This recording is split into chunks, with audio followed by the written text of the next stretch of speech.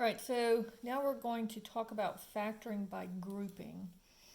And you will have to know how to do this factoring if you're going to take trig, because there are problems like this in trig that you're going to have to know how to do.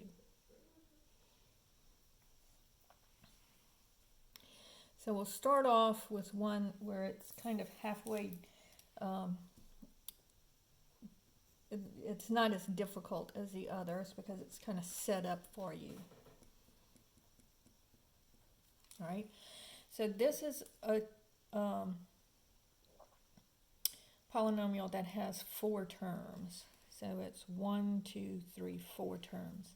So we can't factor it the way that we normally factor, that we did the last time with the polynomials that had a leading coefficient of 1. So what I'm going to do here is, because it's so long, I'm just going to group my first 2 terms and then group my second 2 terms. So if I look at these first 2 terms, it has a common factor of x squared. So I'm going to take out the x squared here. And then I get x squared into x cubed goes x, plus x squared into 5x squared, the x squareds cancel, and I just get 5. Now, if this term here is negative, go ahead and take out the negative. And then notice that both of them are divisible by 4. And so now negative 4 into negative 4x is just x. And negative 4 into negative 20, negative and a negative is positive, and 4 into 20 is 5. So now I only have 2 terms, and it does help if you underline them. And notice that both of the terms have x plus 5. Now, if it doesn't have anything in common, especially if the sign is wrong, it means you made a sign mistake. Go back and check your signs. But notice that I have an x plus 5 in this term and an x plus 5 in this term. So I can now take out the x plus 5. And if I divide the x plus 5 into x squared times x plus 5, the x plus 5's cancel and I get x squared. And then dividing the x plus 5 into the 4 times x plus 5, negative 4 times x plus 5 gives me negative 4. All right? So I still have an x squared term, so it's possible that I can factor again. And I can, because this is the difference of 2 squares. So I take the square root of x squared is x, the square root of 4 is 2, so I have one will be x plus 2, the other will be x minus 2. All right? So that's the first one. Problem number 2 says x cubed minus 4x squared minus 9x plus 36. All right, so on this one, again, it's 4 terms. So I underline the first 2, underline the second 2.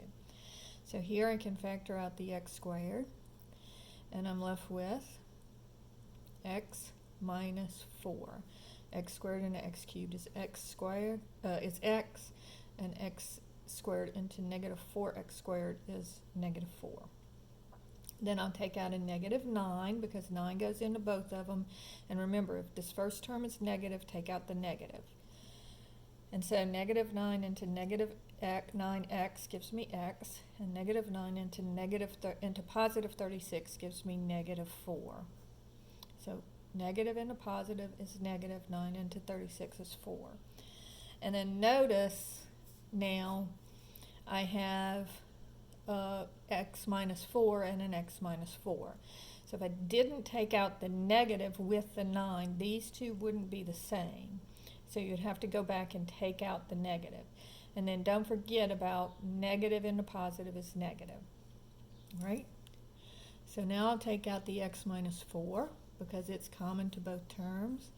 And then I'll cancel it here. I'm left with x squared. Cancel it here. I'm left with minus 9. And so now I can factor that again because it is a difference of 2 squares. So square root of x squared is x, plus square root of 9 is 3. and then I'll have x minus 3. All right, so that is how you factor something that has 4 terms. Now, if the leading coefficient is not 1, we are going to use this grouping method to factor it. So for example, if I have 5x squared plus 7x minus 6. So you see this number in front of the x squared term is no longer 1, it's now 5. So we're going to have to do something a little bit different than what we did before. So what I do is I'm going to take the 5 and the negative 6 and I'm going to multiply them. And I get negative 30. Now from there, it's very similar to what we did before. So I'm going to take the negative 30 and I'm going to see what my factors are. And I'm trying to get 7 here. So negative 1 times 30. And then 2 will go into it. Negative 2 and 15. And then negative 3 and 10. And then 4 won't go into it, but 5 will.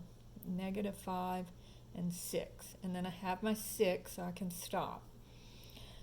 So now this would be 29, this would be 13, this would be 7. Aha, here it is. And so now, here's the next step that's different. So I bring down my 5x squared. Then I'm going to split my 7x, my plus 7x, up into minus 3x and plus 10x. And then I bring down my minus 6. So I turn the problem into, from the problem having 3 terms, I'm making it into something that has 4 terms, so that I can now factor it by grouping. And again, this is something that you're going to really need to do when you get into trig and into calculus if you're going in that direction. So please make sure you know how to do this. All right, so I underline these and I underline these because now I have 4 terms. And so what's common in these 2 terms is x, and I'm left with 5x minus 3. So x in the 5x squared, 5x, and here the x's cancel, minus 3. Plus, here I can divide them both by 2. And if I take out the 2, 2 into 10x gives me 5x, and 2 into negative 6 is negative 3. And then look what happens. Now I have a common factor of 5x minus 3, and I'm left with x plus 2. So that's how you do those. All right, so let's try another one. Problem number 4 says 2x squared plus 9x plus 9. All right, and so again, I take the 2 and the 9, and they're both positive, and I get 18. So now I'm going to look at the factors of 18. So 1 goes into it, 2 goes into it, and 3 goes into it. 4 won't go into it, 5 won't go into it, and I already have the 6, so I'm done. All right, so now I'm looking to see what adds up to 9. So this would be 19, this would be 11, and this gives me the 9. All right, so I'm going to split this 9x up into 3x and 6x. Okay, so this would be 3x plus 6x. So that's what happens with the 9x. So bring down the 2x squared. I split this up into plus 3x and plus 6x, and then I bring down the 9. Okay? And now I have 4 terms. So I factor by grouping. So I first take out the x, and I get 2x plus 3 plus these two, sorry, this is a plus 9. These two have a common factor of 3. So I take out the 3, and I get 2x plus 3. And you see how now I have a common factor of 2x plus 3. So I take out the 2x plus 3, and I'm left with x plus 3. Okay, 2x plus 3 into this term gives me x. and 2x plus 3 into this term gives me 3. All right? So that's how you work problems that have a leading coefficient that is not 1. All right, so now I want you to try this one on your own, problem number 5. And then when you get to a place where you get confused, you can turn on the video and work it again. But try to work it and then check and see what I did. All right, so first you're going to do 6 times negative 1. That's negative 6. So now I'm going to look at the factors of negative 6. Negative 1 and 6, negative 2 and 3. And that gives me all of them because 3 is already there. So now I'm going to add to see what gives me 1, because remember it's understood to be 1 here. So 6 minus 1 would be 5, 3 minus 2 would be 1. So this is the one that I want. So I'm going to change this into minus 2x and plus 3x. So this comes down, this gets split, and I take down the negative 1. Okay? So the middle term gets split. Now I factor by grouping.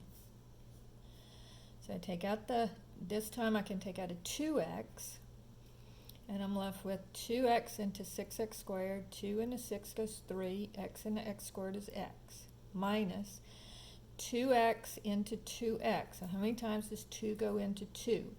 1 time, all right?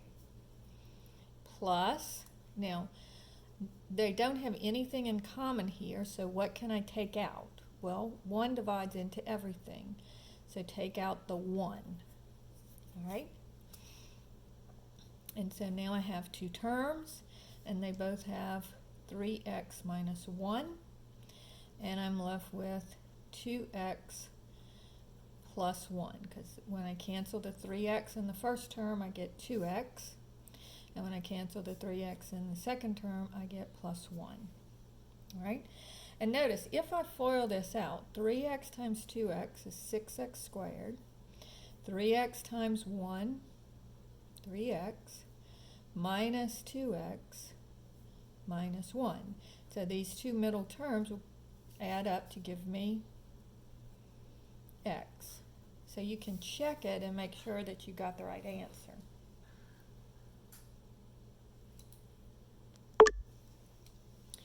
So now problem number 6. So we have 7x squared minus 48x minus 7. Okay, so on this one I'm going to take the 7 and multiply it by negative 7. So again, try to do this one on your own before you, and then come back and check yourself on, pause the video and then come back and check yourself. So take the first term and the last term, 7 times negative 7, and that gives me negative 49. So I'm looking for all the factors of negative 49. So I'll have negative 1 times 49, and then 2 or 3 or 4 or 5 or 6 won't go into it, but 7 does. So negative 7 times 7. And then I've got all of them because 7 and 7. All right, so now I'm looking to see what gives me negative 48. So negative 1 and 49 give me 48. That's what I want. This would give me 0. So I want 48, but I want it to be negative. So that means it's the right number, but the wrong signs. So this would be plus 1 and minus 49. So I'm going to have 7x squared plus 1x minus 49x minus 7, all right? So you take this and you put it in for the 48x, all right? So now I have 4 terms. What's common here is just x, and I have 7x plus 1, x and the x squared. So bring down the 7, x and the x squared is x, plus, bring down the 1, and the x's cancel. Now this is negative, so I'm going to take out a negative, and they're both divisible by 7. So negative and a negative is positive. 7 into 49 goes 7. Bring down my x. Negative and a negative is positive. And then how many times does 7 go into 7? 1 time. Remember, you have to put that 1 there. All right, now I have 2 terms. Both of them have 7x plus 1.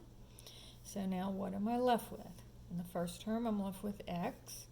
In the second term, I'm left with negative 7. Now, if you got confused on this one, go back and rewatch some of the earlier videos starting with problem 3, where I went over it in a little more detail. All right, problem number 7 says 2b squared minus 25b minus 247. Okay, so this one has pretty big numbers. So we're going to have to use our calculator on this one. So I have 2 times negative 247 is equal to 2 times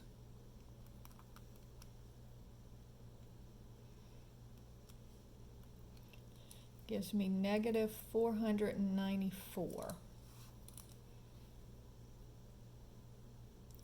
Right, so this would be negative 2 divided by negative 1, and I'd have 494 divided by 2.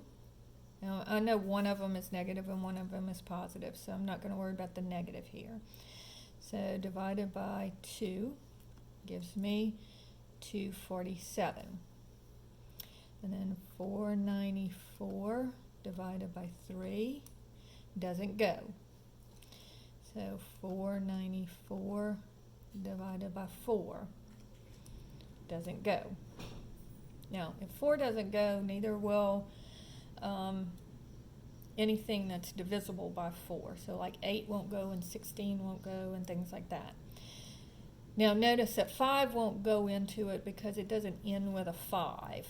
Let's see if 6 will go into it. Well, 3 didn't go into it, so 6 won't go into it either. So let's try 494 divided by 7. 494 divided by 7. Won't go into it. 8 won't go into it. 9 won't go into it. 10 won't go into it. Let's try 11.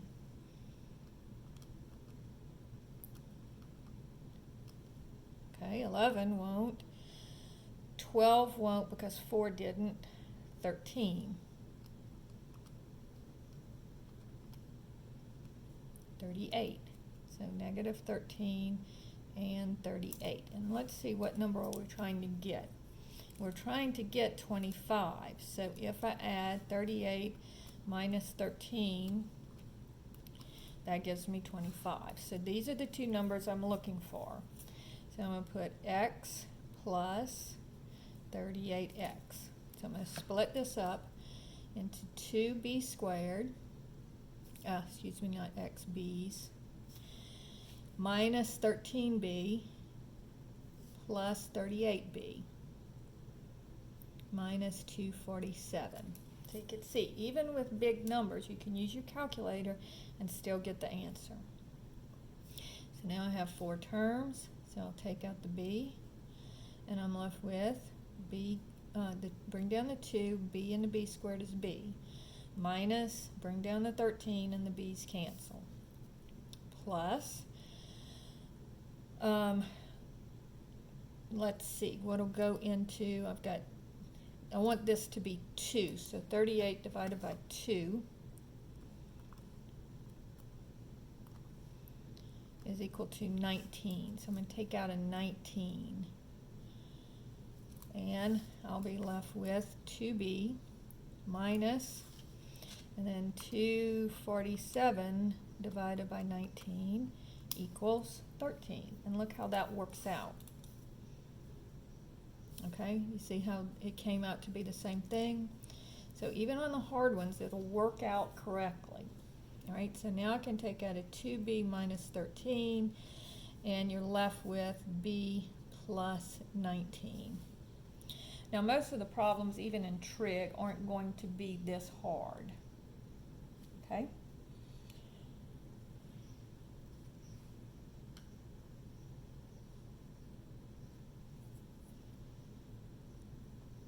Now I want to show you something that you kind of need to be watching for, especially when the numbers are really big.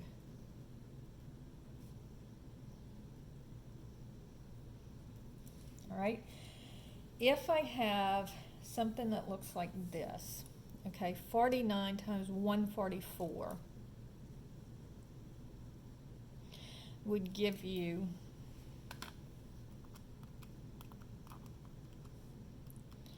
7,056. I mean, oh my gosh, how many times are we going to have to factor this to get the right answer? But notice that this is a perfect square and this is a perfect square. So if I take the square root of this one, square root of 49 is 7. And the square root of 144 is 12. So what's going to happen here is this is going to be 7n plus 12 times 7n plus 12. So when the number's really big, then look at, now this doesn't multiply to give you 756, but so I shouldn't put this here. But you just take the square root of both of these numbers, and this would be 7n plus 12 and 7n plus 12. Now let's watch what happens if I FOIL this out. So 7n times 7n is 49n squared. And then 7n times 12, that's 7 times 12, 84. And then 12 times 7n, and then plus 12 times 12. And if I add my two middle terms, I get 168n plus 144. So you kind of have to be watching for this, and what this is it is a perfect square trinomial, because it's 7n plus 12 times 7n plus 12, which another way of writing that is 7n plus 12 in parentheses squared, okay? Which means 7n plus 12 times 7n plus 12. And you can write your answer either way. You can either write your answer like this, or you can write it like this. Either way. All right? Sometimes you'll have those also with numbers that are not big, but you can kind of be watching on this one too. M squared minus 20m plus 100. All right, so this is 1, and this is 100 is 10 times 10, which is, if you add them, you'll get 20. But this one's easy enough just to go 100 would be negative 1 times 100, negative 2 times 50,